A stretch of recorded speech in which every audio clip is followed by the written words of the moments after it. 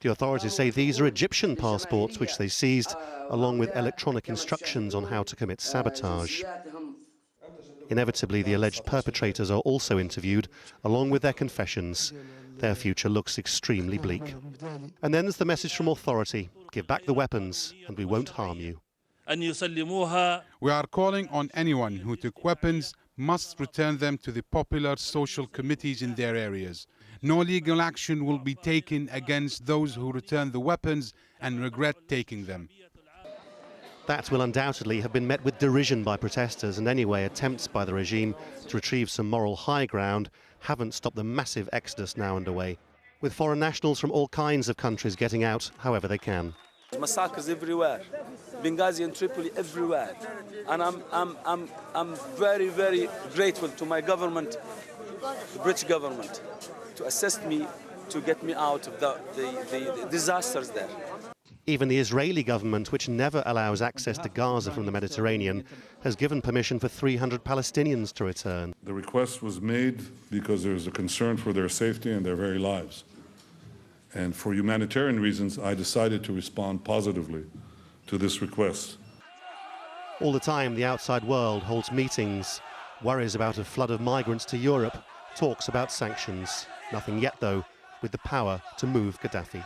The violence must stop.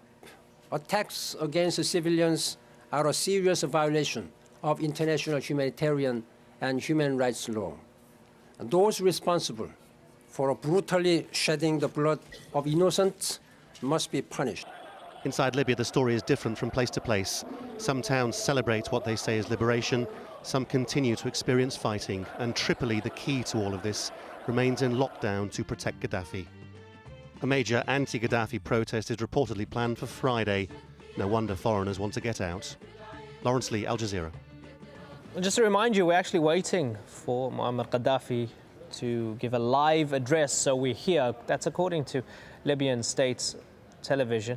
And as we understand, he wants to directly address the Libyan citizens in AlZawiya, which is in the west of the country, where fierce clashes between pro-Gaddafi remnants and anti-Gaddafi demonstrators and protesters have been taking place. He should be due to speak any moment now, so we're waiting for that. So in Lawrence Lee's report, we heard about what Gaddafi and his allies were saying about the rest of the world.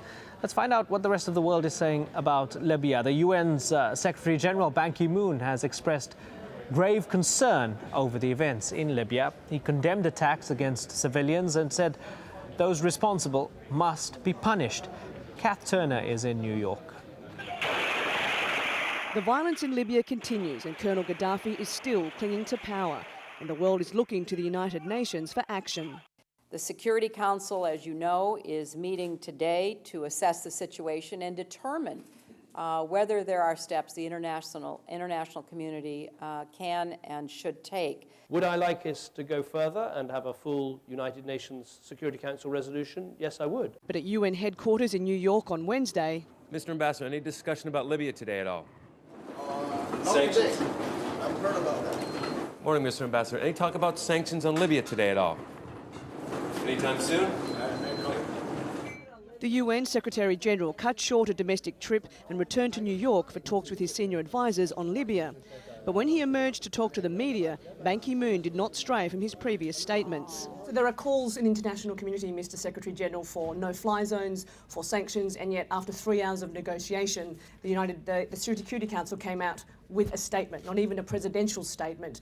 Are you satisfied with that? The situation is developing rapidly toward a very dangerous situation.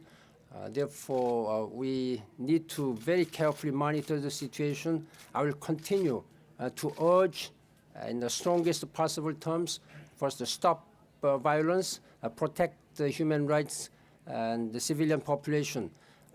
International frustration is growing over the United Nations' apparent lack of action.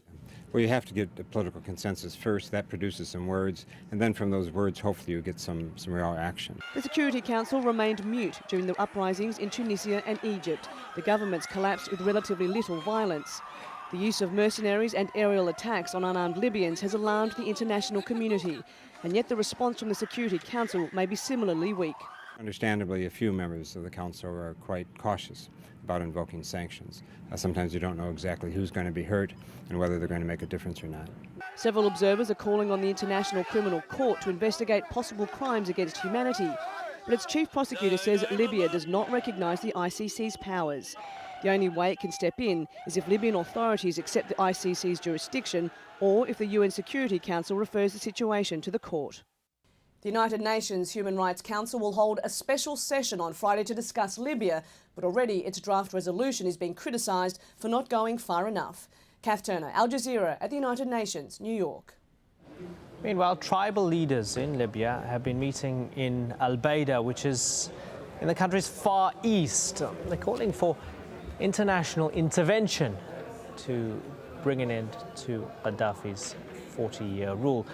Well, the meeting was also attended by Libya's former justice minister, who had actually resigned last week.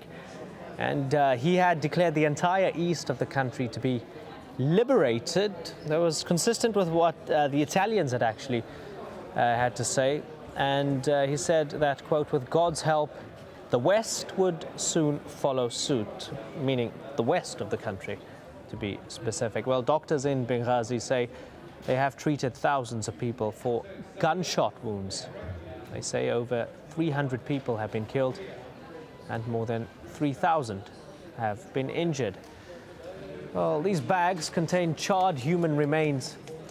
Now, doctors say some of the bodies were suspected African mercenaries burned during demonstrations. Well, Libya's President Muammar Gaddafi has always promoted himself as one of Africa's great leaders, touting a vision of progress and wealth for the entire continent. Now, after a week of violence in the country, the African Union, the AU, has condemned his actions against the pro-democracy movement. Let's take a look at this report from Yvonne Ndege.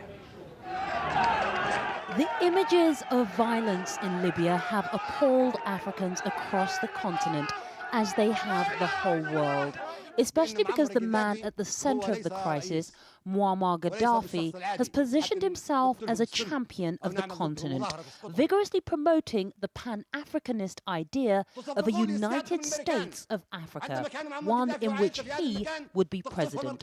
A continent with one army, one passport, one currency, called the Afro.